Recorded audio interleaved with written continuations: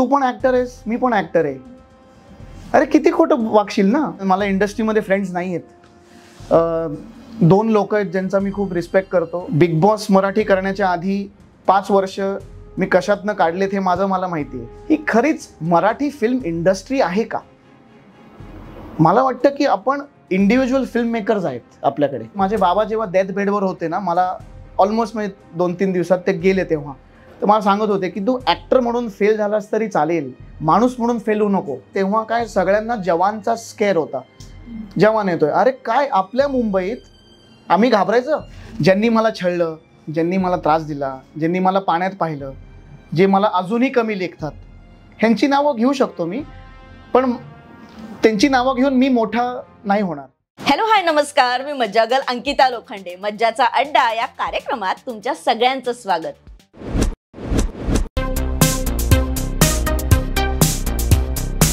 आज आपल्या अड्ड्यावर #जोग बोलणार. आता हा जोग आपल्या अड्ड्यावर किती बोलतोय आणि कोणाबद्दल बोलतोय, चला बघूयात.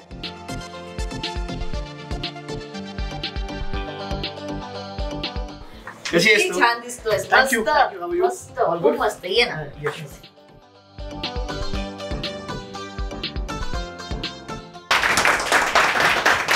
हॅलो, हाय, वा वा वा, कसं आहे? How you? हाय हाय हाय हाय हाय सगळ्यांना हाय, सगळ्यांना हाय.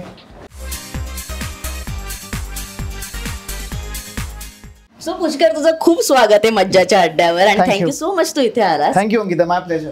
कसं वाटतंय? खूप छान वाटतंय. मी असा कधी कट्टा अटेंड नाही केलेला आणि समोर असे रसिक प्रेक्षक म्हण किंवा पत्रकार आहेत सगळे, तर मला थोडं दडपण पण येतंय थोडं, पण I am loving this atmosphere. Very nice. So पहिलाच प्रश्न की #जोग बोलणार, तर हा जोग आज अड्ड्यावर किती बोलणार आहे? खूप बोलीन मी आज.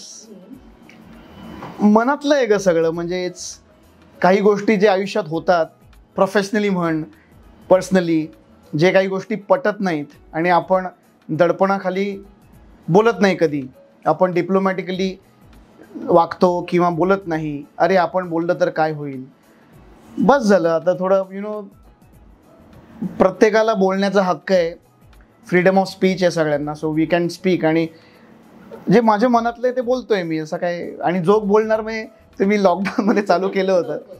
हां, सो बोलत असतो मी असंच काहीतरी. पण पुष्कर, तुला आठवतंय मी एकदा तुझ्यासोबत मज्जा पोलखोल केलेलं तमाशा लाईव्हच्या वेळेला. अच्छा. ओके, सो त्यात एक माझं प्लग कार्ड होतं की बडी बडी बाते. हां, तेव्हा तुम्हाला हे उत्तर दिलेलंस की नावं तर बऱ्याच लोकांची घ्यायची आहेत, हो, पण मी नावं घेऊन बोलणार नाही. मग जोक कधी नावं घेऊन का नाही बोलत? काय आयुष्यात आपण सगळेच इतके स्ट्रेसफुल आहे होत आत्ता. अजून स्ट्रेस मला वाढवायचा नाही आहे. मी आता ठरवलं की रात्रीची झोप सुखाची हवी.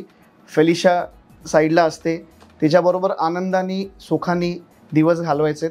उगाच दुसऱ्यांनाही आपण मोठं करण्यात काही पॉईंट नाही आणि आपल्या डोक्यालाही त्रास व्याप कमी. आणि हल्ली I have learn to forgive and forget. विसरत नाही मी ॲक्च्युली, सगळं माझ्या डोक्यात आणि मनात असतं आणि मग करेक्ट वेळ आली ना, जसं आपण म्हणतो ना टायमिंग, जसं क्रिकेटमध्ये शॉट मारतात, टायमिंगचा खेळ आहे ना, तसं टाईम आला की बरोबर मी देत असतो. मग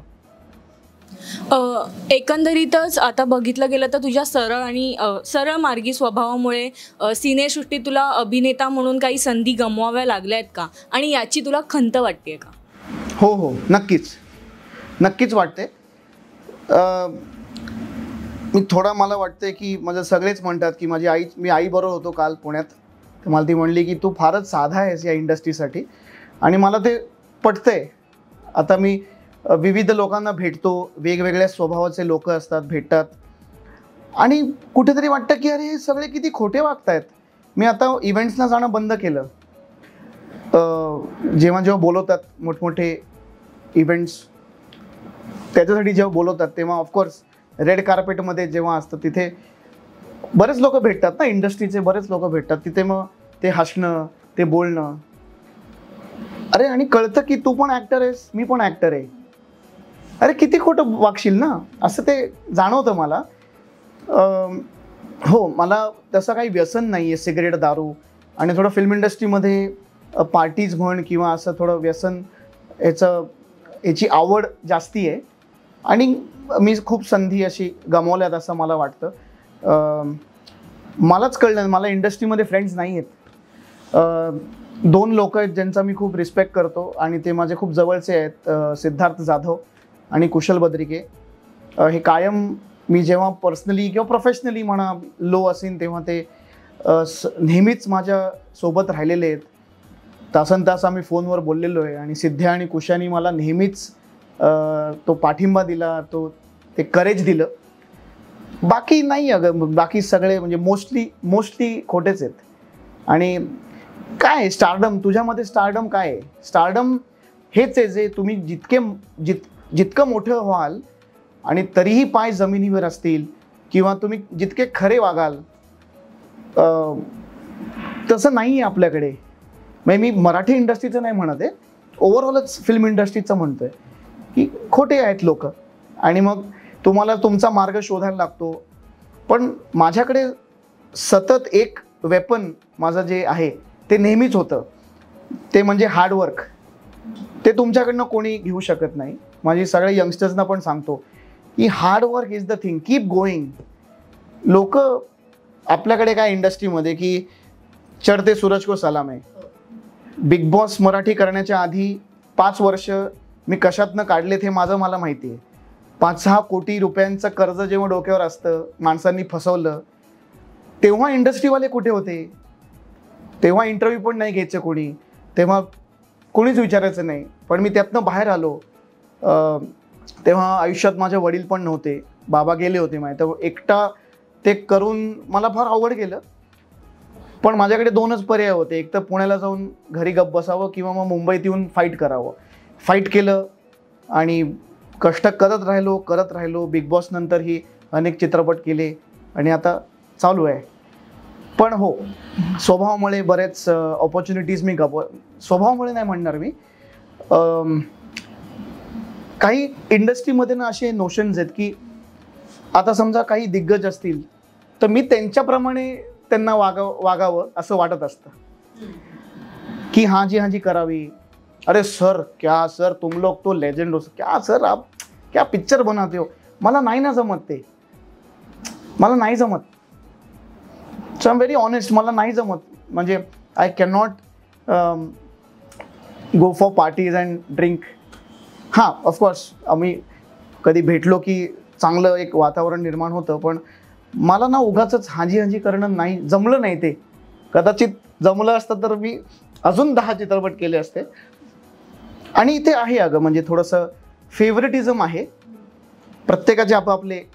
त्यामुळे मी आजच सकाळी विचार करत होतो की आज मी जेव्हा इथे येईन अड्ड्यावर तेव्हा मला मराठी फिल्म इंडस्ट्रीबद्दल पण प्रश्न विचारले जातील. तर मी म्हणत होतो की खरीच मराठी फिल्म इंडस्ट्री आहे का? मला वाटतं की आपण इंडिव्हिज्युअल फिल्म मेकर्स आहेत आपल्याकडे. I was just thinking about it. He industry असती ना, industry is south Indian film industry. South Indian film industry if you have noticed एकमेकांना धरून येत, एकमेकांचे फिल्म्सबद्दल पोस्ट करतात. आज राजामौली सर ऑस्कर्सला जाऊन म्हणतात की it's a south Indian film, RRR is a south Indian film. मग मी पण करणार हे, जेव्हा केव्हा मला संधी मिळेल ना चांगली फिल्म करून ऑस्करला जाण्याची, मी सांगेन ही माझी मराठी फिल्म आहे. आपल्यात का नाही ते युनिटी? तर ते नाही आहे. तर आपण सगळेच दिग्गज आहेत आपल्याकडे. मराठीमध्ये टॅलेंटची कधीच कमी नव्हती आणि कधीच नसणार आहे. सगळेच दिग्गज आहेत, पण आपण इंडिव्हिज्युअल फिल्म मेकर्स आहोत. We are not a united industry, असं एक माझं मत आहे. आणि या दिस इज इट. पुष्कर, तू आता बोलता बोललास की पार्टीज मध्ये जाणं तुला आता आवडत नाही, तू जाणं बंद केलंस आणि फारसे मित्र नाही आहेत तुझे. मग पुष्करला याचा कितपत आता तोटा होतो की काही त्याच्यावर परिणाम झाले तुझ्या कामांवर किंवा काही अनुभव आले त्याच्या बाबतीत? ओके, हो ना, वाईट नक्कीच वाटतं. बिकॉज असा माझा काय स्वभाव नाही आहे की मला मित्र नाही होऊ शकत किंवा मैत्रिणी, कदाचित मैत्रिणी जास्ती आहेत. बट या नाही, मी माझ्या कामालाच माझं मित्र बनवून घेतलं आहे. आणि वर्षातनं माझे आता 4 फिल्म्स येतात, रिलीज होतात, मोठ्या OTTवर स्ट्रीम होतात. त्यामुळे त्याच्यातच मी खुश आहे. आय थिंक सिगरेट दारू पिणं किंवा पार्टीला जाणं काही वाईट नाही आहे, सगळ्यांची लाईफ आहे. माझी एंटरटेनमेंटची व्याख्या वेगळी आहे. माझी एन्जॉयमेंटची व्याख्या की being on a film set is entertainment for me, is enjoyment for me, that is party for me. माझ्या स्पॉट बॉय, लाईटमॅन, कॅमेरामॅन यांच्यावर बसून सिनेमाविषयी बोलणं की अरे वो शॉट देखा क्या, वो वन शॉट था, वो कैसा लिया था, ही माझ्यासाठी पार्टी आहे. आणि हां, कदाचित काही लोकांसाठी वेगळं पार्टी आहे आणि ऑफकोर्स त्याच्यात काही गाईड नाहीच आहे. मी माझ्यासाठी पार्टी हे माझं काम, माझ्यासाठी पार्टिंग, एन्जॉयमेंट, एंटरटेनमेंट सगळं आहे. So I am enjoying that आणि I have no complaints. God has been really kind. चांगलं काम सुरू आहे, टचवूड, आणि लोकांचं प्रेम मिळतं आहे, रिस्पेक्ट मिळतो. आज खूप कमी लोकांना असं होतं ऑपॉर्च्युनिटी, संधी की एवढ्या लोकांचं प्रेम मिळतं. सो आय एम एन्जॉईंग दिस आणि जितकं हंबल राहू शकतो तितकं मी राहण्याचा नेहमीच प्रयत्न करतो. आणि कधीही कुठेही जर स्टारडम आलं डोक्यात ते येऊनच देत नाही मी, की आज तुम्ही हिरो आहात, उद्या झिरो होऊ शकता. सो कुठल्याही स्टारचं कधीही पाय जमिनीवरच असावे असं मी सगळ्यांना सांगतो. इनफॅक्ट यंगस्टर्सना पण सांगतो. आता माझे जे ज्युनियर्स काम करतात, पण हल्लीचे ज्युनियर्स तसे नाही आहेत. ते पहिल्यापासूनच आम्ही शाहरुख आहेत असंच त्यांना वाटतं. त्यामुळे ठीक आहे, त्यांना वाटू दे. काय याचा आम्ही शाहरुखच आहोत, हे ज्युनियर जे आर्टिस्ट आहेत, त्याचा काही किस्सा आहे किंवा काय? नाही, किस्सा एक नाही, याचे बरेच आहेत. पण ठीक आहे, म्हणजे God bless them with their own thing. मला आता काही वाटत नाही. I let go. ठीक आहे. काय होतं ना, life comes in full circle. तुमचं कर्म असतं. तुम्ही माणूस म्हणून, म्हणजे माझे बाबा जेव्हा डेथ बेडवर होते ना, मला ऑलमोस्ट म्हणजे 2-3 दिवसात ते गेले, तेव्हा तर मला सांगत होते की तू ॲक्टर म्हणून फेल झालास तरी चालेल, माणूस म्हणून फेल होऊ नको. काय आज बघा ना तुम्ही, काय व्हॉट इज स्टारडम. आज तुम्ही स्टार आहात, उद्या लोक तुम्हाला नाही विचारणार, पण तुम्ही माणूस म्हणून कसे आहात हेच विचारतील ना. सो ठीक आहे, life comes in full circle. आणि फॉर देम ऑल्सो काय झालं आहे, I tell you what, in an industry, film इंडस्ट्रीमध्ये आता काय झालं आहे, because of social media, influencers, youtubers आणि सिरियलमध्ये जे येतात त्यांना पटकन फेम मिळतो. आज मी माझी पहिली फिल्म केली 1992 साली, तेव्हा हे कोणी जन्मले पण नसतील. पण आता काय झालं आहे, फेम इझी झालं आहे. जरा एक रील तुमची फेमस झाली ना, तर तुम्हाला सगळे ओळखायला लागतात आणि मग ते हवा चढते डोक्यात. पण ते नाही. मी मध्ये एक इंटरव्ह्यू पाहिला एका दुसऱ्या चॅनलचा, तिथे काही सिनियर ॲक्टर्स होते मराठी, ते सांगत होते की व्हॅनिटीमध्ये जेव्हा ॲक्टर्स काही बसतात त्यांना सोलो व्हॅनिटी लागते. मग काही म्हणजे फारच असे टँट्रम्स असतात आता जे ज्युनियर्स आहेत. पण ठीक आहे, God bless them, you know. आणि त्यांना कधीतरी काय आहे ना, तुमचं स्टारडम नेहमी टिकत नाही, कधीतरी तुम्ही खाली येणार ना. सो ते तुमच्याकडे जेव्हा काम नसेल ना, तेव्हा तुम्हाला सगळं ते आठवेल. तर त्यांना काय होतं, पटकन सक्सेस मिळालं ना तर ते नाही पचत, ते टिकवणं फार अवघड असतं. आणि म्हणूनच ग्रेट अमिताभ बच्चन सर का ग्रेट आहेत, रजनीकांत सर, सचिन तेंडुलकर सर म्हणूनच ग्रेट आहेत, because they are so legendary but still so humble. इतके साधे आहेत. So I tell the youngsters की पहिलं कोणीतरी, खरंच कोणतरी बना आणि मग तसं वागा. माझा पुढचा प्रश्न आहे पुष्कर, की तू आत्ता जसं म्हणालास इन्फ्लुएन्सर लोक आहेत जे खूप कमी वेळात प्रसिद्ध झालेत आणि काही दिग्गजांची नावं घेतलीस. तू जेव्हा अभिनयाला सुरुवात केलीस त्या काळापासून तू कोणाकडे बघून असं मोटिवेट झालेलास की जेणेकरून तुला असं वाटलं की अभिनय क्षेत्रात आपण यावं? हो, मी वयाच्या 5व्या वर्षी माझं डान्सिंग करिअर सुरू केलं आणि मी तेव्हा मिथुन चक्रवर्ती आणि गोविंदा सर यांचा प्रचंड मोठा फॅन होतो, आजही आहे. मला असं वाटतं की गोविंदा सरांसारखा परफॉर्मर अजूनही बॉलिवूडमध्ये नाही आहे. म्हणजे ज्या प्रकारे ते चेहऱ्यानी परफॉर्म करायचे, डान्स म्हण, ॲक्टिंग म्हण, एकूणच त्यांचं comic timing, everything was like perfect. तर त्यांना बघून मी माझं डान्सिंग सुरू केलं. आणि मग जसं as a child actor I think मी 8 का 10 चित्रपट केले. आय वॉज व्हेरी लकी की मला सचिन पिळगावकर सरांनी खूप ऑपॉर्च्युनिटीज दिले. इनफॅक्ट ॲक्टिंग कशी करावी हे सचिन सरांनी मला शिकवलं. माझे ते खऱ्या अर्थाने गुरु आहेत. दादा कोंडकेंबरोबर मी काम केलं, धर्मेंद्र सरांबरोबर केलं. So I was lucky I would say. पण मग तिथून ती एक प्रेरणा मिळत गेली की नाही आपण ॲक्टिंगच करावी. ती आवड लागत गेली. मी एक सिनेमा केला होता राजू नावाचा. तेव्हा मल्टिप्लेक्स नव्हते. ही गोष्ट आहे 2000 सालची. तर तिथे त्या फिल्मला खूप सक्सेस मिळालं. सिल्वर जुबली तेव्हा खूप व्हायचे फिल्मचे. आता तर सिल्वर जुबली असं काही नसतं, म्हणजे जस्ट एक 3 दिवसाचा खेळ. पण सिल्वर जुबली फिल्मची माझी झाली आणि तिथून मला एक प्रेरणा मिळाली की अरे माझी फिल्म चालली, लोकांना मी आवडतोय स्क्रीनवर. So I continued. मग कष्ट करत गेलो. पण हो, जसं एक म्हणतात ना लोक की शाहरुख खान बनने में टाइम लगता है.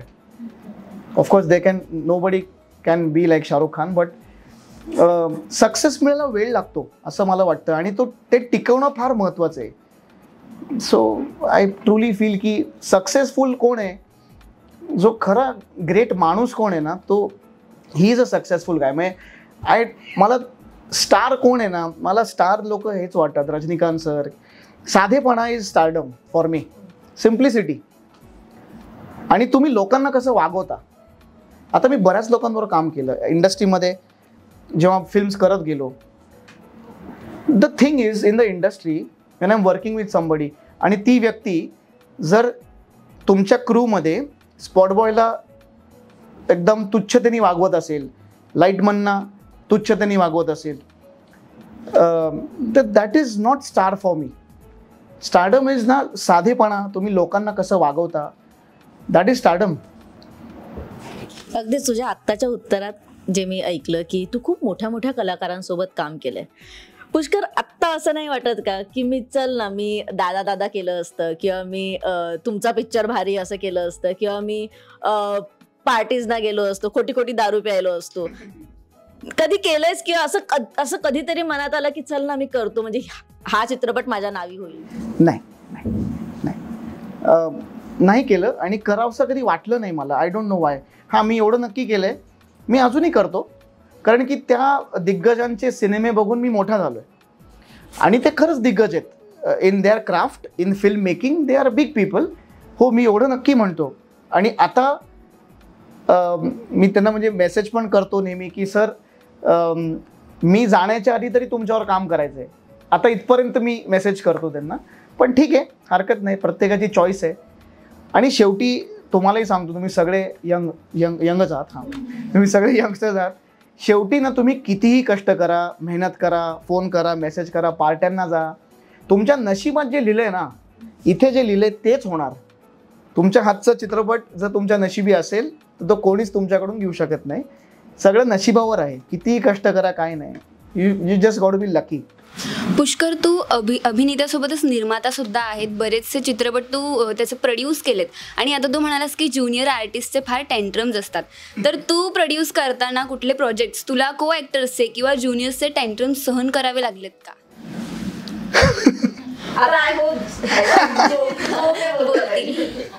नाही, माझं असं म्हणणं आहे की प्रत्येक ॲक्टरने कधीतरी निर्माता बनावं. मी एक कविता माझ्याकडे आहे, मी ऐकू तुम्हाला.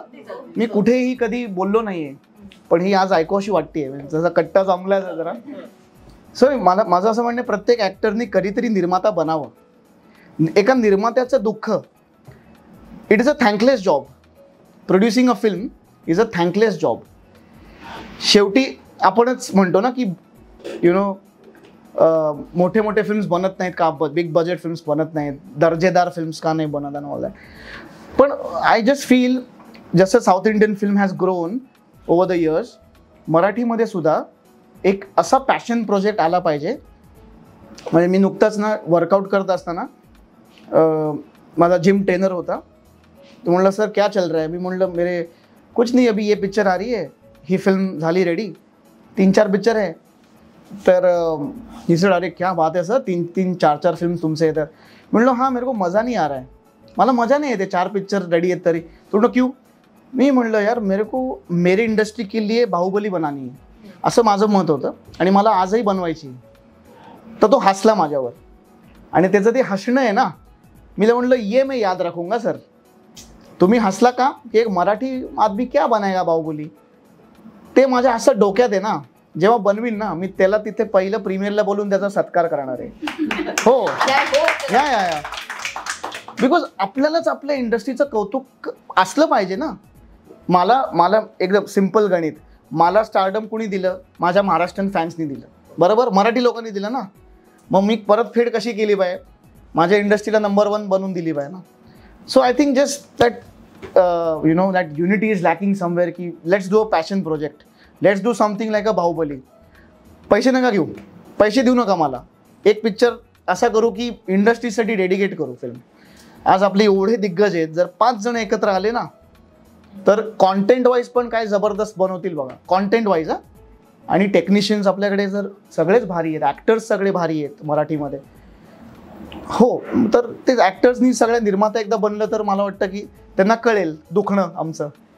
टँट्रम्स देतात सगळेच, पण आता मी स्वतःला प्रॉमिस केले की कोणीही माझ्या सेटवर आलं, ॲज अ प्रोड्युसर मी जेव्हा प्रोड्यूस करतो, माझ्या सेटवर कोणी आलं तर कोणीही तिथे शिव्या घालणार नाही, क्रूला माझ्या कोणी काय बोलणार नाही. नाहीतर जे तुम्ही असाल तुम्ही बाहेर जायचं, तुम्ही तुमच्या घरी असाल जे असाल. पण मी आता अजिबात, त्यामुळे काही लोकांशी माझं आता एवढं जास्ती पटत नाही, बिकॉज मी हे आता बोलतो. आता जोक बोलतात सेटवर, आधी नाही बोलायचे बिकॉज तेव्हा नाव नव्हतं, लोक खूप कमी विचारायचे. ॲक्टर्स मला पाण्यातच बघायचे, को ॲक्टर्स त्यामुळे आता काय झालं आहे, थोडं आता गॉड्स ग्रेस थोडं बरं चालल्यामुळे ते ॲक्टर्स आता रिस्पेक्ट करायला लागले, त्यामुळे मग ते जरासा बॅलन्स झालं आहे आता. बट आता मी नाही ऐकत. आता मी म्हणतो नाही, मेरे set pay environment should be happy, positive, because तो स्पॉट बॉयसुद्धा तितकीच मेहनत करतो, लाईटमॅन माझा पण तेवढाच मेहनत करतो, आणि पैसे त्याला कमी मिळतात तुमच्यापेक्षा, त्यामुळे तुम्ही त्यालासुद्धा रिस्पेक्टनी मागवलं पाहिजे. सो आता मी ऐकत नाही, म्हणजे कोणी पण असेल मग तो. त्यामुळे निर्मात्यावर माझा एक प्रश्न आहे. तुम्ही निर्माते म्हणून एक एंट्री घेतली तेव्हा इंडस्ट्रीने तुम्हाला तेवढा सपोर्ट केला किंवा कोणी सपोर्ट केला का त्यावेळी? नाही. इंडस्ट्रीत मुळातच कोणी तुम्हाला सपोर्ट करायला येतच नाही. तसंही ॲक्टिंगमध्ये म्हण तू, किंवा डिरेक्शनमध्ये म्हण, प्रोडक्शनमध्ये तुम्हाला कोण सपोर्ट करतं? कोणीच नाही करत. तुम्हाला तुमचा मार्ग स्वतःच शोधावा लागतो ऑनेस्टली, आणि you have to do it yourself. मी आता गेले 7-8 वर्ष हेच माझ्या डोक्यात आहे की तुला जर लेजंड बनायचं आहे ना, मी स्वतःला 12 वर्ष दिली, आज मी 38 वयाचा आहे. मी जेव्हा 50 बनेन ना, मी कुठे बघतो स्वतःला, मी सगळ्या यंगस्टर्सने हेच सांगतो, तुम्ही फोकस करा, what you want to be, तुम्हाला अचीव काय करायचं आहे. माझ्याकडे 12 वर्ष राहिलेत.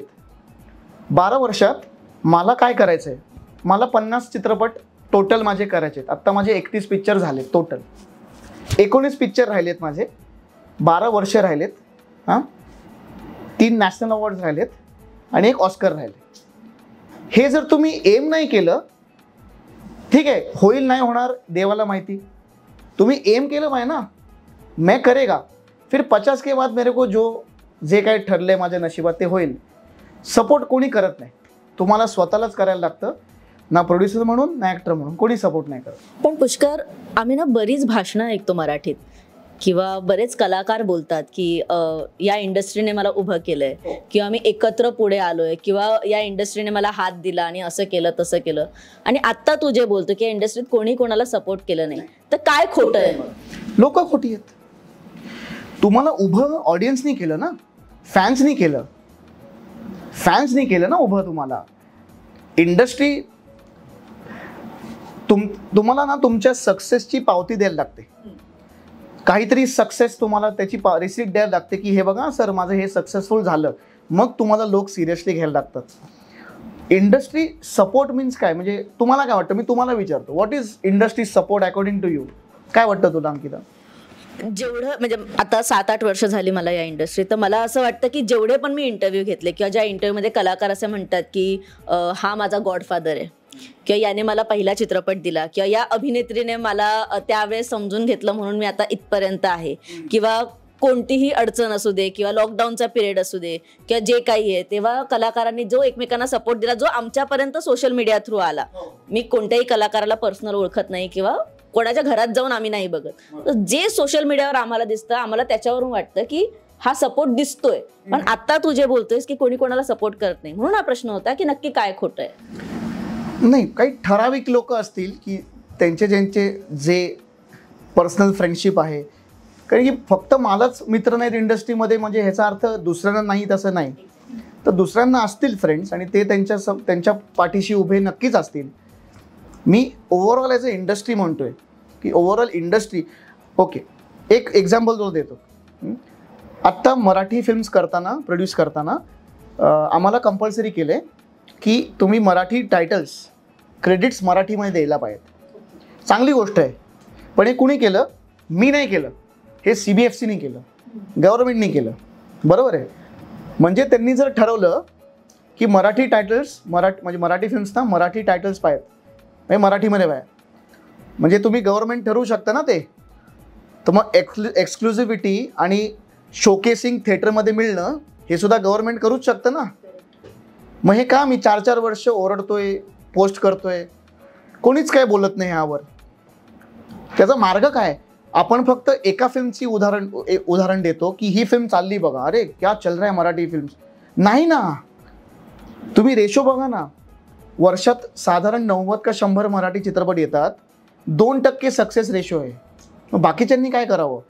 आता आय अंडरस्टँड की इट्स डेमोक्रेसी, सगळ्यांनीच फिल्म्स बनवायला सगळ्यांना हक्क आहे. सो त्यांनी काय करावं? शोकेसिंग मिळत नाही तर अनफॉर्च्युनेटली आधी आपल्याला बॉलिवूडचा धाक होता, मग आता साऊथ इंडियन फिल्म झालेत, इंग्लिश फिल्म झालेत. आम्ही कुठे लावायची फिल्म? आज मी मुसाफिरा नावाची माझी फिल्म आहे, 2 फेब्रुवारी रिलीज डेट आहे. मी ही कंप्लीट करून बसलो आहे जुलै-ऑगस्टला कंप्लीट झाली.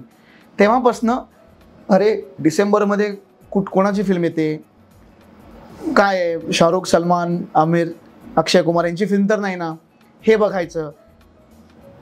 तर आम्ही कधी फिल्म लावायची? इथे का नाही युनिटी? इथे का नाही सपोर्ट? मला अगदी सॉरी, मी सगळ्यांचे प्रश्न मीच विचारते. मला हा प्रश्न विचारायचा तुला या उत्तराला घेऊन की असं ना, मी बरंच एकदा खूप आधी ऐकलेलं की शाहरुख, सलमान, अक्षय आणि हे जे सगळे आहेत बॉलिवूडचे, ते एका टेबलवर बसून डिसाईड करतात की मी दिवाळीत येतोय, मी ईदला येतोय, म्हणजे तुम्ही येऊ नका. मराठीत हे पुष्कर होतं का? म्हणजे आता फॉर एक्झाम्पल तुझा मुसाफिरा येतोय आणि आपण घेऊया की नागराज मंजुळेंचा एखादा चित्रपट येतोय, संजय जाधव यांचा चित्रपट येतोय किंवा बाकीच्या दिग्दर्शकांचा हे लोक, तुम्ही सगळे एका टेबलवर बसून डिसाईड करताय का की मी आलोय तर मला स्पेस हवी आहे, तुम्ही थोडं नंतर या? हे होतं का? असं जर झालं असतं ना तर आपली स्थिती खूप वेगळी असती. तसं अनफॉर्च्युनेटली होत नाही. मी हे सुरू केलं आहे आता. आमचा प्रोड्युसर्स लोकांचा ग्रुप आहे, पण त्याच्यात मला माहीत नाही की मी जर काही टाकलं तर त्यांना आवडेल का जेलेस होतील, त्यामुळे मी टाकणं बंद केलं तिकडे. म्हणजे पोस्ट आपण टाकतो ना की ही फिल्म माझी येते, बरेच कमी रिप्लाय येतात त्याला, त्यामुळे मी आता टाकणं बंद केलं. नाही, तसं होत नाही अनफॉर्च्युनेटली. मी आता जे सुरू केलं आहे, माझी आता एक बाप माणूस नावाची फिल्म येऊन गेली, तेव्हा पण हेच. त्याचं एक उदाहरण सांगतो. तेव्हा सुभेदार नावाची एक फिल्म आली होती आणि बाप लोक नावाची एक फिल्म आली होती. तर मी तेव्हा संपर्कात होतो दिग्पालच्या आणि विजय शिंदे आणि अण्णांच्या, म्हणजे नागराज सरांच्या. I was in touch with them.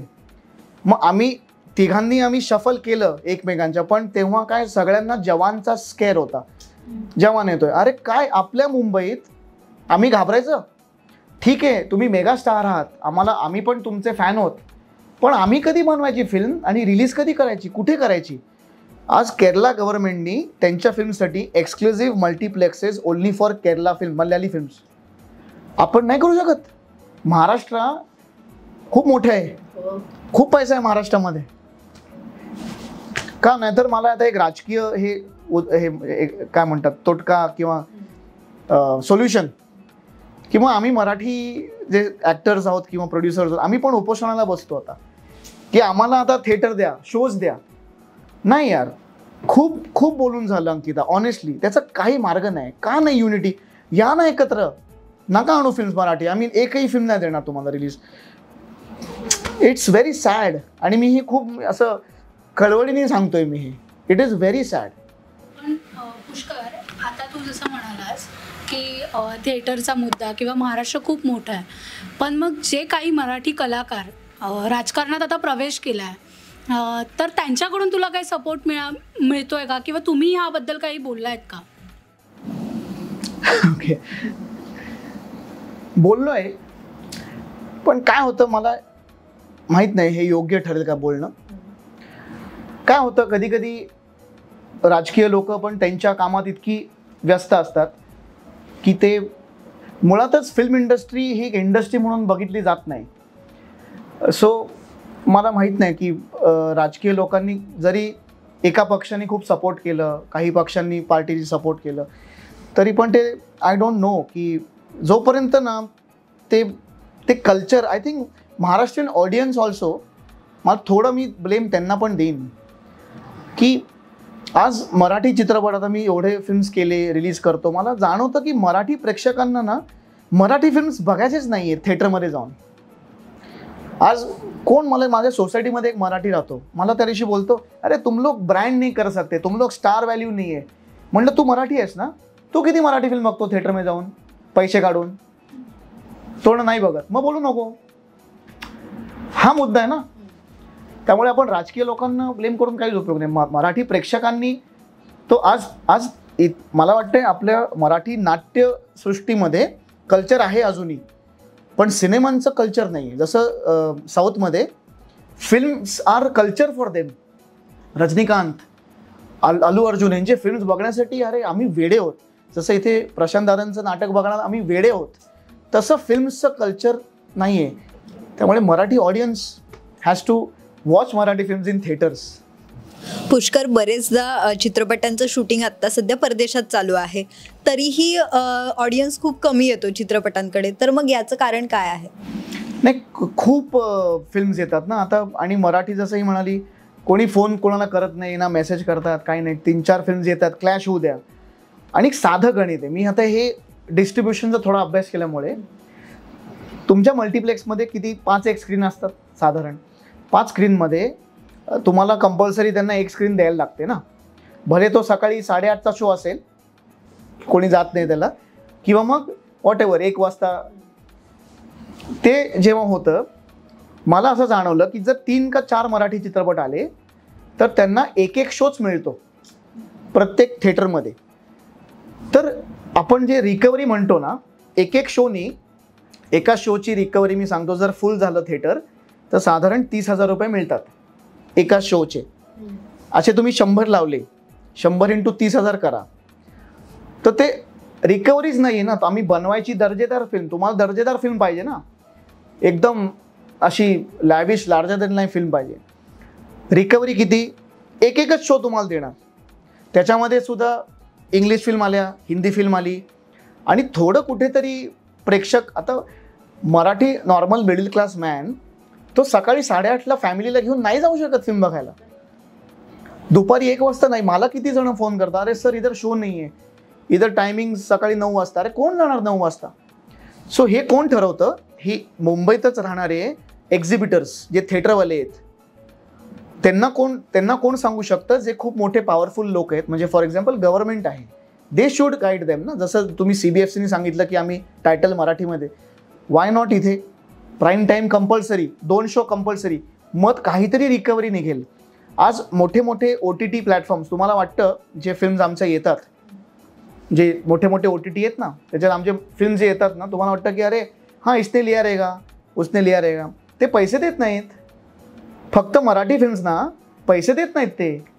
South Indian फिल्म्सला देतात पैसे, आमच्या फिल्म्सना पैसे देत नाहीत. आमच्या फिल्मला शेअरिंगमध्ये लावतात. तेच कारण की नाही, डिमांड नाही आहे. सगळं ते असं ते गुंफलेलं आहे ते गणित, आणि ते सोडवायला एकच आहे की सगळ्या दिग्गजांनी एकत्र यायचं, इंडस्ट्रीने एकत्र यायचं, आणि मग प्रोटेस्ट करावं. बिकॉज अदरवाईज मला असं वाटतं की असंच चालत राहिलं, 100 फिल्म्स येत आहेत, फ्लॉप होत आहेत खूप, एखादी चालते मराठी, मग आपण सगळे लगेच जोशमध्ये येतो, अरे चालली. नाही चालती आहे, नाही चालत. एखादी चालली मान्य आहे ना, पण तसं जर रेग्युलरली झालं, पण थिएटर मिळणं अजूनही स्ट्रगलच आहे, शोज मिळणं स्ट्रगलच आहे. सो असं आहे गणित एकूण. दादा मगाशी तू बोललास की इंडस्ट्रीत तुझे फार मित्र नाही आहेत, सिद्धार्थ जाधव आणि कुशल बद्रिक यांच्याशिवाय कोणी मित्र नाही. पण मला प्रश्न बिग बॉसबद्दल विचारायचा आहे. बिग बॉसमध्ये जाण्याआधी तुझे कोणी मित्र असतील नसतील, पण गेल्यानंतर तुमचे खूप चांगले संबंध होतात किंवा वादही होतात. पण पुन्हा बिग बॉस नंतर बाहेर आल्यावर सुद्धा तुम्ही ज्यांच्याशी भांडलायत किंवा काय तुमचे खटके उडालेत, तर तुम्ही पुन्हा एकत्र मित्र होता पुन्हा. तर ॲज अ ऑडियन्स आम्हाला असं वाटतं की बिग बॉस स्क्रिप्टेड आहे, तर याबद्दल जोक काय बोलणार? नाही, बिग बॉस अजिबातच स्क्रिप्टेड नाही आहे. हे अत्यंत स्पष्टपणे मी खुलासा करतो. खूप लोकांना वाटतं की बिग बॉस स्क्रिप्टेड आहे, असं नाही आहे. हो, ते तुमच्या भांडणात त्या आगीमध्ये तेल जरूर टाकतात, पण स्क्रिप्टेड नाही आहे. तुम्ही किती स्क्रिप्ट करणार? आज वेगवेगळ्या प्रकारची माणसं आत येतात, म्हणजे अनिल थत्ते असतील किंवा अभिजित बिचुकले असतील. ह्यांना तुम्ही स्क्रिप्ट कसं करू शकता? आज तुम्ही अभिजित बिचुकलेंना सांगाल का की सर तुम्हाला असं बोलायचं आहे, मग ह्याच्याशी भांडायचं आहे? नाही सांगू शकत ना. ते ऐकणार आहे तुमचं. सो हे होऊ शकत नाही. आता आमच्या वेळेस उषाताई होत्या, तुम्ही नाही स्क्रिप्ट करू शकत ना. म्हणजे सो असं काय नाही आहे, स्क्रिप्टेड नाही आहे. हो, आमचं समजा कोणाशी भांडणं झाली घरात, तर ते मग टास्क असा द्यायचे की पुष्कर तू ह्याबद्दल 5 गोष्टी वाईट सांग, ह्याचे वाईट 5 गोष्टी सांग. मग ते भांडण वाढायचं, पण स्क्रिप्टेड नसायचं. आता तू मराठी प्रेक्षकांबद्दल म्हणालास की मराठी प्रेक्षकांनाच मराठी मूव्ही बघायचा नाही आहे, तर ह्याला कारणीभूत आपल्यातले अभिनेते असतील, दिग्दर्शक असतील किंवा एखादी स्टोरी अशी असेल की प्रेक्षकांना आवडत नाही. पण आता यावर एक मार्ग तू सांगितलास की सगळ्यांनी एकत्र यायला पाहिजे. पण जर असं नाही झालं तर तू चित्रपट काढणं किंवा चित्रपट बनवणं असंच कंटिन्यू ठेवणार? हो, नक्कीच. मला ज्या इंडस्ट्रीनी मला बनवलं, इंडस्ट्री म्हणजे मी म्हणतोय की त्या स्टेटमधल्या लोकांनी ज्यांनी मला बनवलं, की बिकॉज हे बघा, तुम्हाला बनवलं आहे त्याच फॅन्सनी. जे लोक बघत नाहीत फिल्म्स थिएटरमध्ये जाऊन, त्याच लोकांनी तुम्हाला बनवलं आहे, ते तुमचे चाहते आहेत. मी महाराष्ट्रीयन असल्याचा खूप अभिमान आहे. मी पुण्याचा आहे, पण आता मी मुंबईकर आहे बिकॉज मी मुंबईत राहतो. मला माझ्या भाषेवर खूप प्रेम आहे. मला माहिती आहे की माझी मराठी इंडस्ट्री ह्या इंडस्ट्रीसारखा टॅलेंट इतर फार कमी इंडस्ट्रीमध्ये आहे. आज तुम्ही बॉलिवूडचे जे काय स्टार्स आहेत ना, ज्यांच्या मागे मीडियावाले फिरतात ना एअरपोर्टला, माझा लुक बघा, हे बघा, ते करत, त्यांना साधं एक मोनोलॉग जरी तुम्ही बोलायला लावलं ना ॲक्टर म्हणून, त्यांना कुणाला काही जमत नाही. मराठी लोकांमध्ये खूप टॅलेंट आहे, आपल्या टेक्निशियन, ॲक्टर सगळेच. आणि मी सतत माझ्याच इंडस्ट्रीला मी सपोर्ट करत राहणार. माझं एम पण आहे की मला बाहुबलीसारखं काही बनवायचं आहे. मला माहीत नाही, माझा तो ड्रीम प्रोजेक्ट आहे, कधी बनेल, कसा बनेल मला माहीत नाही. काय होईल, फार तर फार प्रचंड लॉस होईल, होऊ दे ना. पण ॲटलिस्ट मी जेव्हा जाईन तेव्हा पुढची पिढी तरी म्हणेल ना की यार ये आदमी करके गया कुछ. कुणासाठी? महाराष्ट्रासाठी, मराठी लोकांसाठी. सो माझी आहे ही खंत. पुष्कर, बिग बॉसच्या घरात जेव्हा तू होतास तेव्हा इतर स्पर्धकांबरोबरची तुझी मैत्री जी पडद्यावर दिसली ती बाहेर पडल्यानंतर आम्हाला कुठे दिसत नाहीये, तर त्याच्याबद्दल तू काय सांगशील? सगळे आपापल्या कामात बिझी झाले, पण मी टचमध्ये, आमचा ग्रुप आहे व्हॉट्सॲपचा. आणि पण एक तर राजकीय क्षेत्रात आहेत, त्यामुळे तिथे बिझी आहेत. नाही, सगळे चांगले मित्र आहेत, सगळे चांगली लोक आहेत. सईदचं तर लग्न झालं, आता ती प्रेग्नंट पण आहे. मेघा पण आय थिंक ती पण एका पक्षात एंटर झाली ना. हां. So all the best to her. आणि उषाताईंचं आमचं चालू असतं चॅटिंग कधी. बाकी एवढे टचमध्ये नाही आहेत, पण ऑनेस्टली 3-4 जणच टचमध्ये. पुष्कर, बऱ्याचदा असं होतं की म्हणजे पाहायला मिळतं की को ॲक्टर बरोबर नाव जोडलं जातं आणि याच्या बातम्याही होतात. कदाचित बऱ्याचदा त्या बातम्या चुकीच्याही असतात, पण याकडे पुष्कर कसा बघतो? काय नाही, part and parcel of the game आहे. यू आर इन, जसं शाहरुख खान म्हणतात ना की we actors are like commodities. So आहे, जसं part and parcel of game. You can like your co actor ना, म्हणजे तुम्हाला एक को ॲक्टर तुमचा आवडू शकतो, पण not necessarily that has to be sexual. That can be very pure. That can be very की नाही मला तू आवडतेस यार, तू माणूस म्हणून चांगली आहेस, whatever. But it is a part and parcel of the game आणि I feel it's all fair. मग तू कोणत्या को ॲक्टरच्या प्रेमात पडलायस? मी ॲक्च्युली सगळ्याच माझ्या को ॲक्टर्सच्या प्रेमात आहे. I love everybody. आणि तुझ्या कोण प्रेमात पडलाय? हां, हो, good question. Actually I should ask them, मला विचारलं पाहिजे. नाही सगळेच चांगले आहेत. सो या ऑल हिरोईन्स आर अमेझिंग. पण या सगळ्याचा स्वतःच्या आयुष्यावर काही परिणाम झालाय का? होत असतो. हे म्हणजे ॲक्टर्सचं लिंकिंग म्हणण्यापेक्षा हे जे आता इंस्टाग्राम किंवा जे सोशल मीडियावर ट्रोलिंग होतं ना, ज्या माणसांना काहीच काम नसतं आणि ते वाटेल तसं बोलतात मेसेजिंगवर वगैरे, पण मला नंतर कळलं की ते पैसे देऊन पण करू शकतात तसं. म्हणजे तुम्ही एखाद्याला जर ट्रोल करायचं असेल तर पैसे देऊन तुम्ही ट्रोल करू शकता, हे मला नंतर कळलं. म्हटलं चांगलं आहे यार. So trolling is bad. I tell you why. I am an actor. मला आता 10 ॲक्ट्रेसेस बरोबर जर पेअर केलं ना, आय विल बी हॅपी. करा पेअर, इट्स ओके. मी आहेच. I am flamboyant. I love my actors यार. तसं similarly I love my lightman also. If you don't love your work and the people in the work, I love everybody. करा pair.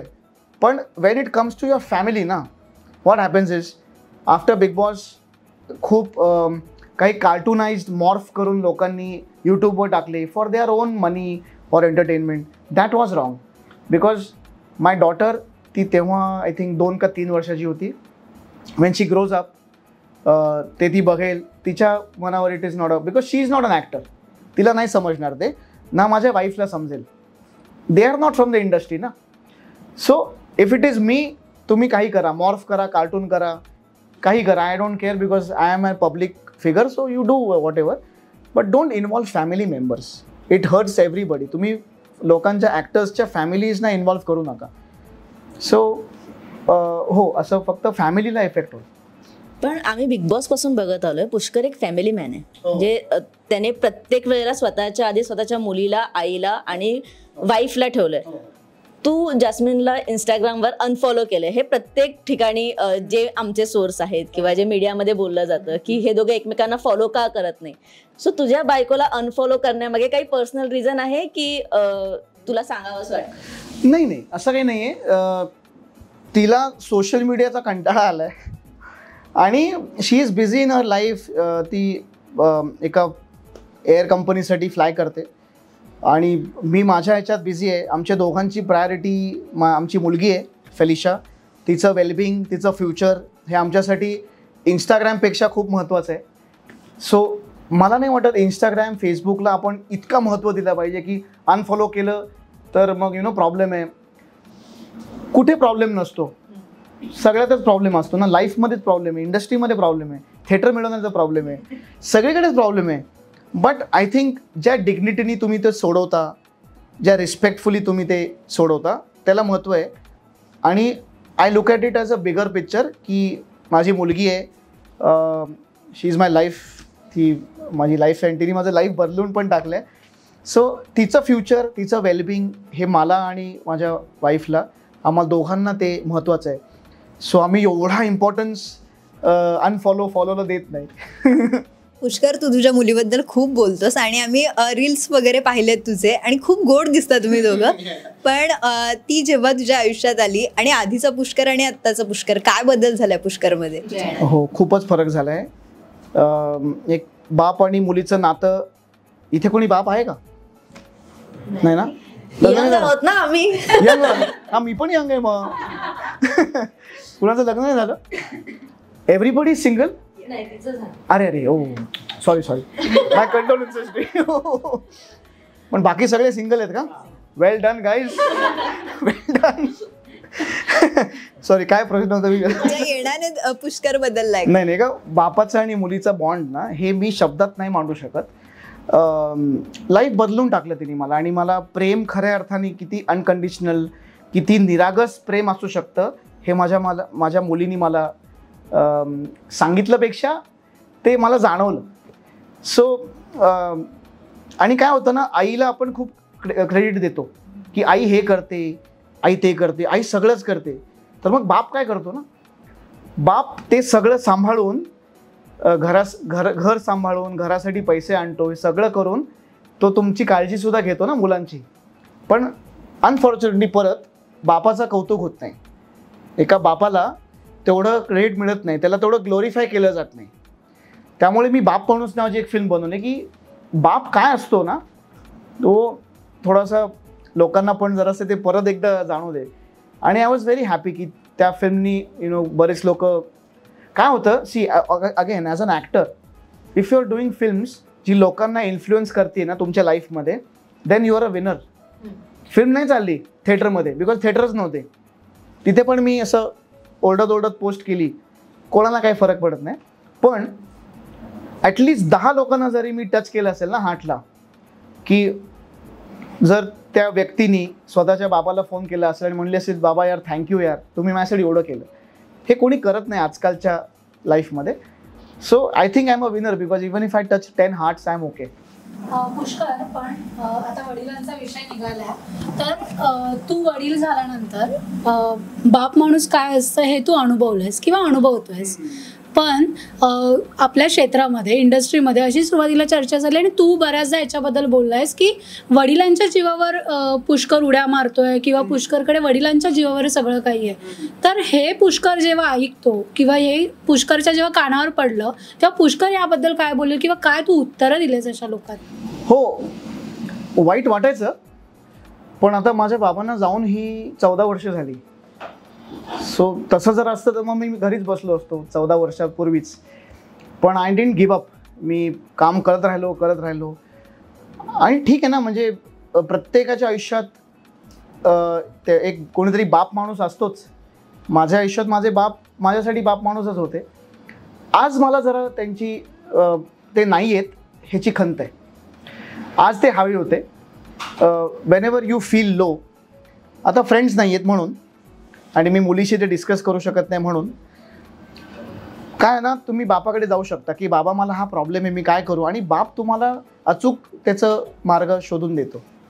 So आज मी माझ्या बाबांना miss करतो की काय होतं मला नेहमी हे फाईट करताना ना, जसं म्हणतो ना की एकट्याने फाईट करू, खूप लोनली वाटतं प्रोफेशनली. पण असंही वाटतं की नाही, मी जर आज फाईट केलं नाही तर 15-20 वर्षात फेलिशा तुझ्याकडे बघेल, तिला प्राऊड फील झालं पाहिजे की माझ्या बाबांनी हे केलं. मी आत्ता जर हारलो ना तर मी कायमचा हरून जाईन मग मी. त्यामुळे I have to do it for my father who is up there. माझ्या आईसाठी, जिने मी चाइल्ड ॲक्टर असताना खूप कष्ट केले, जे मी नेहमी सांगतो की मी 5 वर्षाचा होतो तेव्हापासून मी काम करतोय. सो शूटिंग्सला येणं तेव्हापासून मला चिअर करणं, शी इज माय बिगेस्ट फॅन. आणि तितकीच जास्ती मला बिगेस्ट माझी क्रिटिक आहे ती. सो आज मला बाबा नाही आहेत हे मला खंत जास्ती आहे. पण आता ठीक आहे, लोकांना आता बोलायचा हक्क आहे, लोक बोलतात, बोलू दे, entertain themselves, it's okay. Pushkar, तू महाराष्ट्राचा नचबली हा शो केला होता, म्हणजे तू पार्टिसिपेट झाला होतास आणि तो विनर देखील होतास, आणि त्याच दरम्यान तुझे बाबा तुला सोडून गेले होते. तो नेमका काळ तुझ्यासाठी कसा होता? अरे बापरे, that was heavy, that was bad. मी बऱ्याच वेळा बोललो आहे आणि व्यक्त झालो आहे. सो नचबली महाराष्ट्राचा नचबली कार्यक्रम होता. आय थिंक स्टार प्रवाहाचा तो पहिला रियालिटी शो होता. आणि काय नाही, तेव्हा मी जबरदस्त माझी फिल्म आली होती आणि 2-3 वर्ष झाले होते आणि मी बरंच काम करत होतो. एक डेली सोप करत होतो, नचबलीसुद्धा करत होतो. आणि तेव्हाच माझ्या बाबांना कॅन्सर डिटेक्ट झाला आणि तो लास्ट स्टेज होता, त्यामुळे it was not curable. So ते बऱ्याच महिने त्यांनी हॉस्पिटलमध्ये काढले, मग ICUमध्ये होते. सो नेमकं फिनाले वेळेस ऑफकोर्स ते ICUमध्येच होते, म्हणजे डेथ बेडवरच होते. आणि बघा कशी लाईफची एक स्टोरी आहे बघा, हे कसं फिल्मी स्टोरीज वाटेल तुम्हाला, पण this happened. So I think finale होता आणि त्यांचं शूटिंग खूप लेट झालं, 3-4 वाजले आणि माझा शेवटचा ॲक्ट राहिला होता. तो ॲक्ट चालू असताना मला पुण्यातून फोन आला भावाचा की बाबांना बोलायचं आहे. आणि त्यांना हार्डली बोलता यायचं, म्हणजे because he was all gone almost. ते म्हणले की बोलता येत नव्हतं, पण त्यांनी भावाला विचारलं की अरे पुष्करला विचारतो जिंकला का. म्हणजे एक बाप शेवटी डेथ बेडवर आहे तरी विचारतोय की मुलगा जिंकला का. सो 4 वाजले होते आणि मग 5-5:30ला रिझल्ट आला, आय वन. आणि मग द ओनली थिंग वॉज की नेक्स्ट डे मी पुण्याला जाणार होतो, मी गेलो सुद्धा, पण he was no more. So life is such. त्यामुळेच you should just go on, keep going. सगळ्यांना मी सांगतो, जस्ट फाईट इट आउट. लाईफचं काही गॅरंटी नाही. जस्ट कीप वर्किंग हार्ड आणि make your parents proud. So at least मला एवढं माहिती आहे की माझे आई बाबा तरी खुश आहेत मी जे करतोय आता ते. या ओके, सो फार सिरियस झाले आणि पुष्करला आम्हाला असं बघायची सवय नाहीये आणि पुष्कर फार मोठा फॅन आहे माझ्या रॅपिड फायरचा. सो आणि मी त्याला प्रॉमिस केलेलं की हा रॅपिड फायर मी एकदा तरी त्याच्याबरोबर करेन. आणि पुष्कर जरा हस, छान दिसतोस तो हसल्यावर. ओके, सुरू करूयात. आणि हॅशटॅग जोक बोलणार को पॉवर्ड बाय इट्स मज्जा असं या रॅपिड फायरचं नाव आहे. जिम और योगा? जिम. फिल्म्स और सीरियल? फिल्म्स. इंस्टाग्राम और FB? नन. फोटोशूट और सेल्फीज? फोटोशूट. तुझ्यातली एक सवय तुला खूप आवडते? मी खूप खरा आहे. एक सवय तुला अजिबात आवडत नाही? मी कुणावर ट्रस्ट करत नाही. आवडता को-स्टार? कुशल बद्रिके. मराठी मधल्या या दिग्दर्शकासोबत काम करायची प्रचंड इच्छा आहे? महेश मांजरेकर. पुढील वाक्य तुला या कलाकारांपैकी कोणाला बोलायला आवडतं? Man with a golden heart? Siddharth Jadhav. बडी बडी बाते? सगळेच. किती ते फोटोशूट? हो, इन्स्टा मधले 3-4 हिरोईन्स. नाव घेऊ सॉरी काय ना, किती ते फोटोशूट? किती ते फोटोशूट? सगळेच, म्हणजे तर सगळेच ऍक्टर्स. कोणाचं काय तर कोणाचं काय? Okay, nice question. मला थोडं चांगलं उत्तर द्यायचं आहे. थांब. रॅपिड फायर आहे ना पण. हा, असे बरेच आहेत पण नाव वाटतं आठवत की काही स्वतःच काय त्याच्यात नसताना त्याच्यात नाक खूप असणारे आहेत बरेच. मी आठवलं की सांगतो. आहे उत्तर चांगलं. बरं. Evergreen? Sachin Pilgaonkar. Beautiful soul? मेघना एरंडी. ओके, या कलाकारांना काहीही प्रश्न विचारायचा असेल तर काय विचारशील? विराजस कुलकर्णी?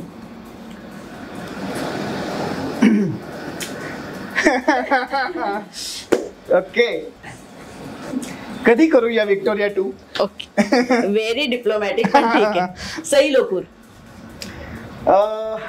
तू मला लग्नालाही बोलवलं नाहीस आणि आता प्रेग्नेंट झाली. मी तुला आता कॉंग्रॅच्युलेट केलं पण मला रिप्लाय नाही केलास. Okay. Felicia? Dada loves you so much आणि मी तुला प्रोटेक्ट करीन आयुष्यभर. मी एवढं नक्की वचन देतो तुला की मी जोपर्यंत आहे जिवंत तोपर्यंत तुला कशाचीच कमी होणार नाही, एवढं मी तिला वचन देतो. Sonali Kulkarni? Senior junior? LEE? Junior. काय विचारू सोनाला मी? हां, बरं, व्हेरी गुड.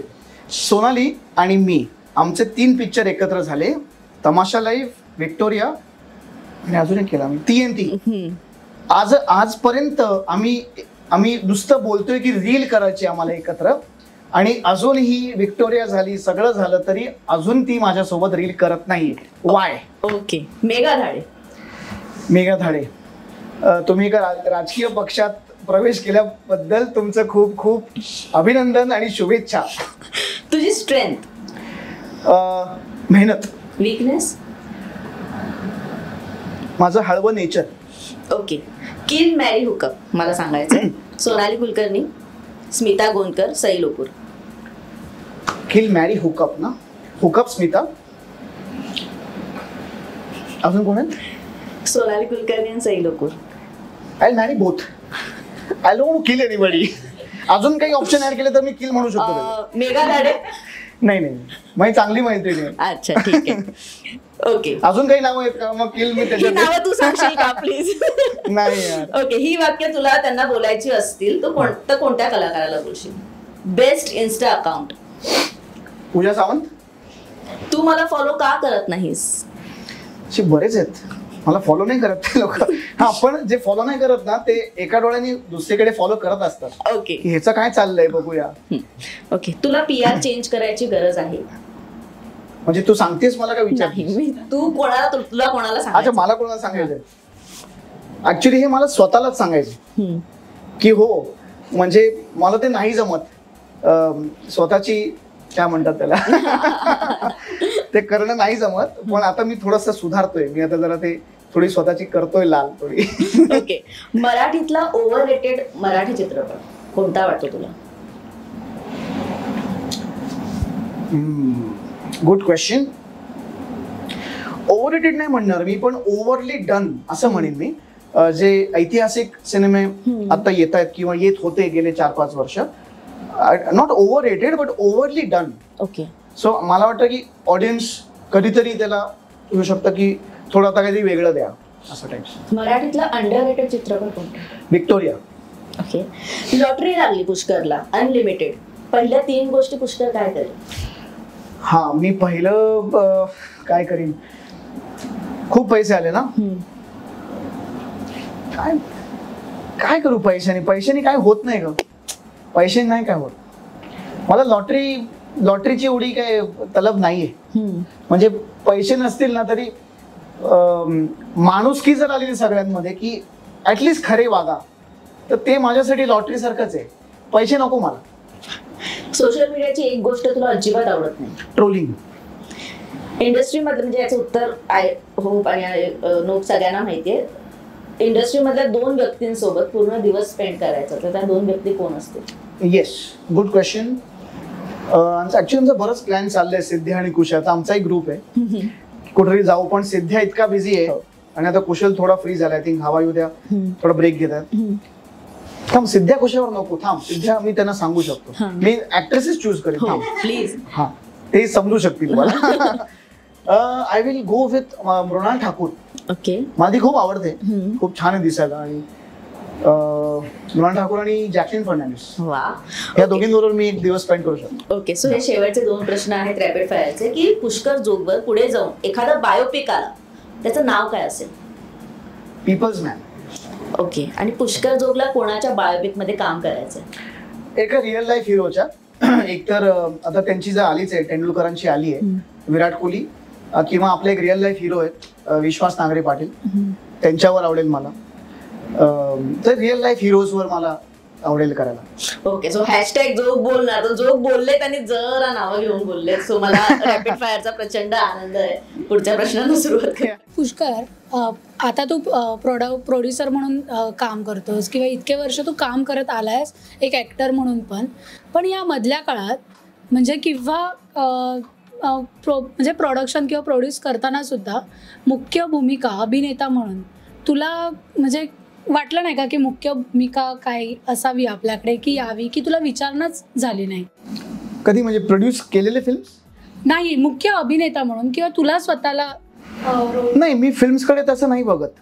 माझं तसं दृष्टिकोन फिल्म्सचा नाही आहे. माझं असं आहे की फिल्ममध्ये प्रत्येक कॅरेक्टर, प्रत्येक जण महत्त्वाचा आहे आणि त्यांनीच ती फिल्म बांधली जाते. आणि तुम्ही फिल्ममध्ये काय करताय ह्याला महत्त्व आहे. की जरी मी गेस्ट अपीअरन्स केला, तर तुम्ही तमाशा लाईव्ह जर पाहिलं असेल, माझा गेस्ट अपीअरन्स आहे त्याच्यात, पण माझ्यासाठी मी प्रमोशनमध्ये सगळीकडे गेलो बिकॉज ते कॅरेक्टर होतं जे फिल्मला एक वळण देतं. सो मी फिल्म्सना तसं मेन लीड वगैरे असं बघत नाही. For me film is a film आणि एव्हरी कॅरेक्टर इज इम्पॉर्टंट. आणि खूप मस्त चालू आहे अड्डा, आणि तू छान उत्तरं दिलीस, रडलास, खूप छान बोललास, मतं मांडली, नावं न घेता प्रत्येकाबद्दल बोललास. पण पुष्कर स्वतःशी किती बोलतो? ऑनेस्टली अंकिता, मी स्वतःशीच बोलतो. मी खूप हळवा असल्यामुळे कदाचित बऱ्याच लोकांकडनं खूप अपेक्षा असतात आणि ते नाही पूर्ण झाले की मी व्यक्त होतो आणि मग शेवटी मीच गुन्हेगार ठरला जातो. स्वतःशी खूप बोलतो. लो असताना सुद्धा, सक्सेस झालं तरीही बोलतो. पण मला एकच आयुष्याने शिकवलं आहे की तुम्ही जितके खरे राहाल ना, तितकं तुम्हाला देव, म्हणजे फॉर जस्ट एक लाईन आहे की जो माणुसकी जपतो ना त्याला देव जपतो. सो खरे राहा, सिम्पल राहा. हे काय नाही आहे फिल्म इंडस्ट्री वगैरे, स्टारडम वगैरे काय नाही. On just believe me, like I am just like all of you. मी फक्त सिनेमात काम करतो, बाकी there is nothing. Stardom is nothing. हे एवढं मी नक्की, आणि मी नेहमीच बोलतो हे, just be simple, grounded, work.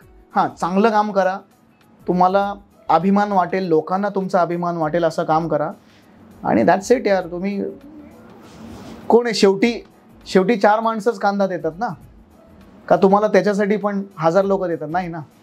That's it. काही नाही, तुम्ही सबको जाना है, अपना अपना सब लिखा हुआ है, सगळ्यांना माहिती आहे.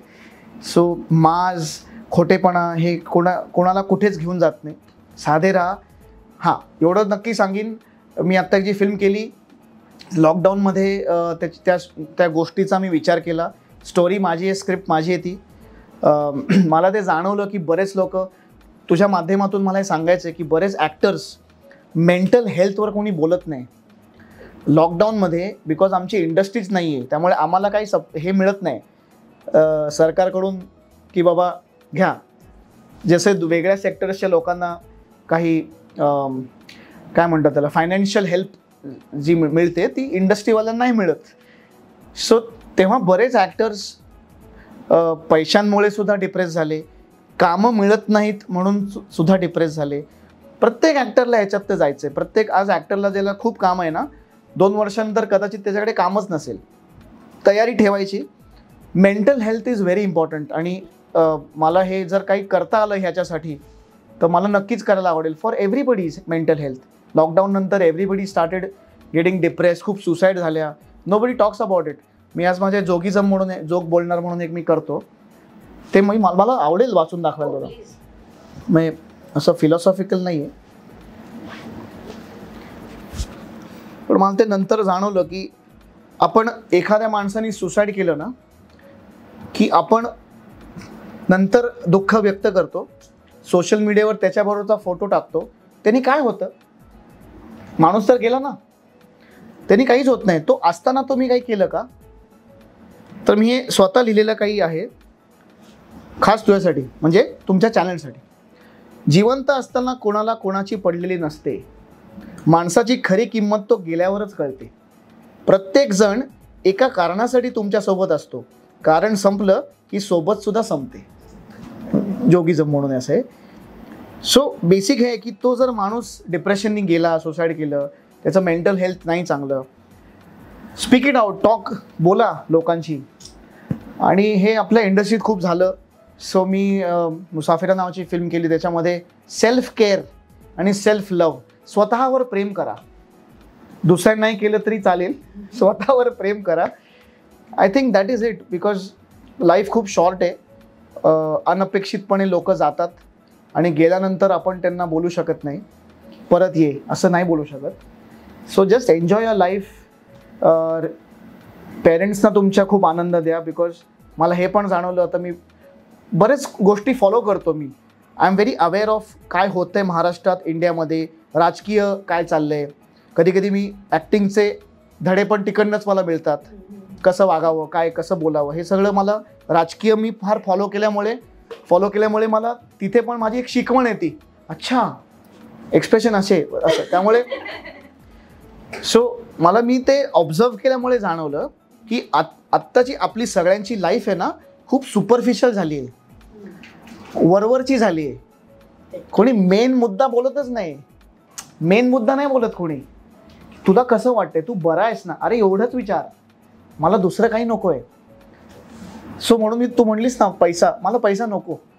मला जर अंकिताने विचारलं, पुष्कर हात धरून बरा आहेस ना, हो हो हो, आय विल बी हॅपी.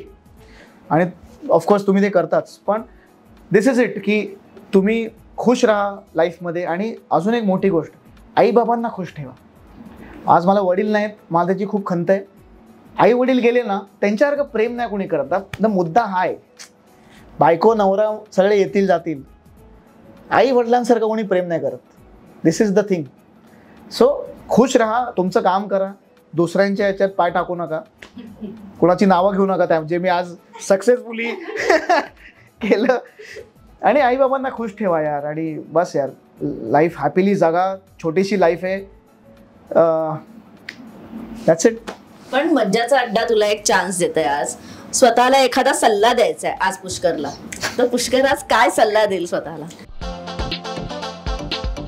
तू बोलतो स्वतःशी फार, पण आज तुलाच एक सल्ल्याची गरज आहे. स्वतःला हेच सांगतो की एवढा सुद्धा साधा निरागस राहू नको. दुनिया इतकी पण साधी नाहीये जितकी तुला वाटते. जरा बघ बाहेर, बघ जरा लोक कशी आहेत, कशी वागतात, कशी खोटी वागतात, कशी प्रॅक्टिकल आहेत. जरा सुधर. मला एक कविता म्हणून दाखवायची तुम्हाला. ही कविता जी आहे ना ती प्रत्येक निर्मात्याकडनं अशा ॲक्टर्ससाठी आहे जे फारच टँट्रम्स देतात किंवा प्रोड्युसरना छळणं हे त्यांचा एक त्यांना हक्क वाटतो. मी ही आय थिंक 2-3 वर्षापूर्वी लिहिली होती एका सिनेमाच्या वेळेस. जेव्हा मला एक दाट अनुभव तसा आला तेव्हा मी ती लिहिलं होतं. हे प्रत्येक निर्मात्याकडून अशा ॲक्टर्ससाठी आहे जे खूप टँट्रम्स देतात सेटवर आणि निर्मात्यांना छळतात. ज्यांना कळायचं त्यांना कळेल. शब्दाचा मान, पुन्हा सुरू करतो. शब्दाचा मान, मिळालेल्या कामाची जाण, पाय जमिनीवर ठेवण्याचे भान, जेव्हा काही कलाकार ठेवतील किंवा करतील तेव्हाच उलगडू शकतील त्यांच्या यशाचं पान. प्रोड्युसर्सकडून मागता तुमच्या स्टाफचा खर्चा, अहो बॉक्स ऑफिसवरही बघा तुमचा दर्जा. तिथे होऊ दे की भरलेल्या पैशांची गोणी, मग लावा तुमच्या टँट्रम्सची बोली. दुसऱ्याला कमी लेखून स्वतःला महान समजणारे तुम्ही, दुसऱ्याला कमी लेखून स्वतःला महान समजणारे तुम्ही, कोण मोठं कोण छोटं, अहो बाजारातले कांदे बटाटे नाही हो आम्ही. निर्माते तुमचा त्रास सहन करून खचतात, अहो ते निर्मिती करतात म्हणून 100 जणांची पोटं भरतात. ज्या कलेनी नाव दिलं, ज्या नशिबानी साथ दिली, काळाच्या महिमेला घाबरा, एका क्षणात उडू शकते करिअरची दांडी. असं so dedicated to many such. पण थँक्यू सो मच तू या अड्ड्यावर आलास. आणि तुला कसं वाटलं या अड्ड्यावर? मला खूप छान वाटलं कारण की it was not a regular interview. मला खूप दिवस असं काहीतरी करायचं होतं की जिथे मी खूप बोलीन आणि लोक ऐकतील, कारण की फार कमी ऐकतात माझे लोक. नाही, मला मन मोकळेपणाने मला बोलायचं होतं आणि मला माहीत नाही मी किती मन मोकळं केलं, पण जेवढं मला जमलं किंवा एक्सप्रेस करता आलं मी केलं. मी माझ्यात असं आहे की मी फिल्मी नसल्यामुळे मी खूप रिअल असतो लाईफमध्ये. सो मला खूप छान वाटलं. आणि अंकिता, थँक्स टू यू की ही मला संधी तू दिलीस आणि छान छान प्रश्न तुम्ही सगळ्यांनी विचारले. सो मजा आली आणि पुन्हा मला कट्ट्यावर किंवा अड्ड्यावर बोलवा. आणि मज्जाकडून कल्चर किचन कडून तुला एक छोटंसं गिफ्ट आहे. थँक्यू तू आलास. Thank you so much. Thank you so much. आणि पुष्कर तू फार छान बोललास. म्हणजे माझ्या अपेक्षा थोड्या जास्त होत्या, पण बिंग पुष्कर मला माहिती होतं की तो इतकं काही बोलणार नाही किंवा तो मन फार जपतो आणि त्याचा तुला कधीतरी नाही. मला ना मी आता ह्या स्टेजला आहे ना अंकिता, ऑनेस्टली मी नावं आत्ता घेऊ शकतो. ज्यांनी मला छळलं, ज्यांनी मला त्रास दिला, ज्यांनी मला पाण्यात पाहिलं, जे मला अजूनही कमी लेखतात, ह्यांची नावं घेऊ शकतो मी. पण त्यांची नावं घेऊन मी मोठा नाही होणार किंवा मला मोठं नाही व्हायचं. त्यांची काही कारणं असतील, ते माझ्याशी कसे वागले असतील. शेवटी स्वभावाला औषध नाही, ते फक्त माझ्याशीच तसे नाही वागत, इतरांशी पण तसेच वागतात. So I think God will bless them or what ever, त्यांचे कर्म त्यांना आहेत. आणि मला ती बेसिकली अंकिता, मला ना ती नेगेटिव्हिटी नाही परत पसरवायची, जी आत्ता एक पॉझिटिव्हिटी सगळीकडे आहे इंडस्ट्रीमध्ये, वॉट एव्हर जे लोक काम करत आहेत. परत पुष्करने क्यू बोला, मी बोलून जाईन जे माझ्या मनात आहे ते, पण मग परत त्याच्यावर ती चर्चा योग्य नाही आहे. चर्चा कुठली योग्य आहे? मराठीला थिएटर का नाही मिळत, ही चर्चा खूप योग्य आहे माझ्यासाठी. किंवा इंडस्ट्री एकत्र येऊन एक बाहुबली बनवा, ही चर्चा माझ्यासाठी योग्य आहे. ही चर्चा योग्य नाही की मला हिने त्रास दिला, त्यांनी त्रास दिला, त्यांनी मला पिक्चरमध्ये घेतलं नाही, वॉट एव्हर. माझ्यासाठी जे मुद्दे महत्त्वाचे होते ते मी तुझ्या मीडियम थ्रू मांडलेले आहेत. म्हणून एक नेगेटिव्हिटी नको म्हणून मी ते नावं नाही घेतली, नाहीतर अगदीच वी कॅन कम्प्लिटली अंडरस्टँड. पण तू इथे आलास आणि इतका छान वेळ दिलास त्यासाठी थँक्यू. आणि लवकरच 3 नॅशनल अवॉर्ड विनर आणि एक ऑस्कर विनर अशी तुझी ओळख मी इंट्रोडक्शनच्या आधी द्यावी असं मला वाटतं. आणि खरंच सगळ्या इच्छा पूर्ण हो. आणि तू ते जे नातं आहे तुझं आणि फेलिशाचं ते इंस्टाग्रामवर आम्हाला तसंच दिसत राहू दे, कारण का त्याच्यामुळे आम्ही थोडे एंटरटेन होतो आणि ती फार क्यूट आहे. आमचा मेसेज तिच्यापर्यंत पोहोचव. आणि तुम्हाला हा अड्डा कसा वाटला आम्हाला नक्की कळवा. लाईक करा, शेअर करा, कमेंट करा आणि सबस्क्राईब नक्की करा. तोपर्यंत मी मज्जा अंकिता माझ्या संपूर्ण टीम सोबत आणि 3 नॅशनल अवॉर्ड विनर आणि 1 ऑस्कर अवॉर्ड विनर पुष्कर सोबत घेते तुमचा निरोप. थँक्यू.